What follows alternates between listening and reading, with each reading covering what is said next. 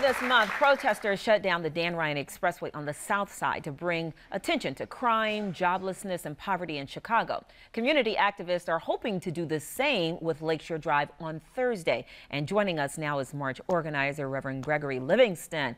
Hello, Reverend. Thank you so much for being here. Thank you for having me, Val. Thank you. So, were you inspired to do the Lakeshore Drive shutdown because of what Father Pfleger did on the south side on the Dan Ryan? Well, we're very thankful for what Pastor Pfleger did, because we need all hands on deck because this problem is too big. But we were really catalyzed by the Harith Augustus death, because really our march is August 2nd, that's Thursday at 4 o'clock on Bell Mountain Lakeshore.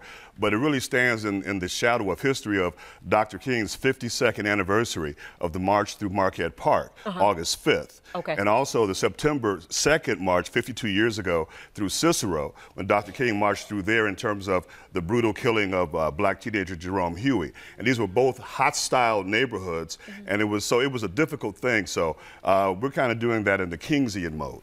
Okay. Right, and you're protesting, you're going down Lakeshore Drive Yes. on a Cubs game day, Yes. which people are upset about. They're upset about it. You got that right. You planned this way? We want to be disruptive because we need to redistribute the pain, the anguish, and the dormant hope of many people who typically, in challenged and disadvantaged neighborhoods, the cries and complaints of people are not heard or attended to. And in better off neighborhoods, they are. So we must bring the suffering to where their cries and complaints can be heard. And so again, we have to redistribute this pain, because biology teaches us that mutation requires irritation. Change requires irritation. Your doctor has to tell you, start eating right, start exercising, and you won't live long. Or my country granddaddy is on the porch with his friend and his hound dog is just crying. And the man says, why is that dog whining like that? He said, because he's lying on a nail. He said, why doesn't he move? Because it doesn't hurt bad enough yet. Right. So human beings, human nature is such that sometimes we have to have either great pleasure or pain or discomfort before we actually change and move. And I believe that all human beings are intrinsically good, but sometimes we have to do things to make it emerge. Right. I think you have a very good point about having this march, particularly on Lakeshore Drive on the north side, where you typically think people don't care about what's happening on the south and west sides, because those neighborhoods are a lot different than the neighborhood where you're representing and you're coming from in Wrigleyville and whatnot. What has been the reaction and the feedback from your neighbors, the people in your neighborhood, of course, Wrigleyville? It's been mixed. There are people that support it and people that are against it, and I would say people that don't understand it. But let me say this to you. If the people that lived in Lakeview and Wrigleyville, if they decided to have a big march through Inglewood, through Austin, through Lawndale, through all these communities, they wouldn't have a problem. We're like, come on, let's do this, you know? And so it is about Is it about making people uncomfortable? Well, you have to make people, it's about ending the tale of two cities.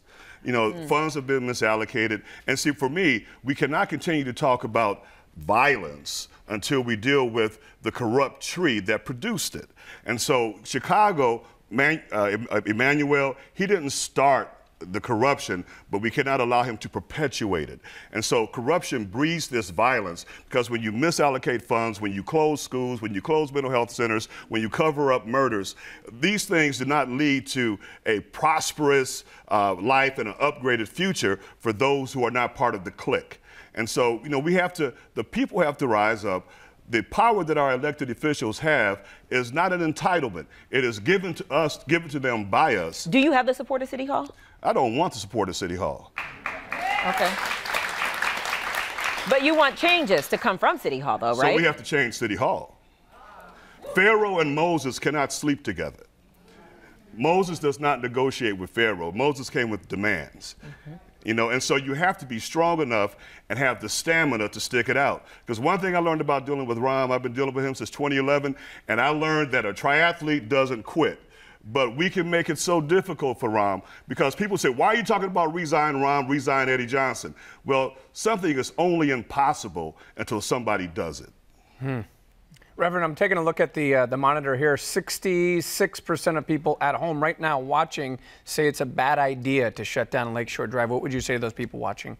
Well, Martin King was not the palatable person, the sanitized person at that time that he is now. Martin King got his ideas from Gandhi. Gandhi went up against the British crown. When I hear people talking about royalty, we tend to forget how they became royal. They became royal for being brutal and taking over and conquering lands and people. And so we have to look at our own human nature. I'm no better than anybody else. We're all just above ground dirt, and we eat dirt to stay out of the dirt. So Chicago has been intentionally segregated. That's proven. But Chicago is a body. And if one part of the body or a system is ill, well then if you try to ignore it or compartmentalize it, it will affect the other parts of the body, which is why we see an increase in violence in some areas of the city that heretofore were considered to be safe. Right. And I think everybody should be safe. Our thing is resign Rahm, end the tale of two cities, justice for all Chicagoans. We want resources for everybody. So if you don't want Rahm there, who would you want there? I have no horse in this race. But the thing is that we need someone who will listen to the demands of the people. And so we have to have a person there. Rahm is a DC power broker. He's not an individual that is good at governing the challenge.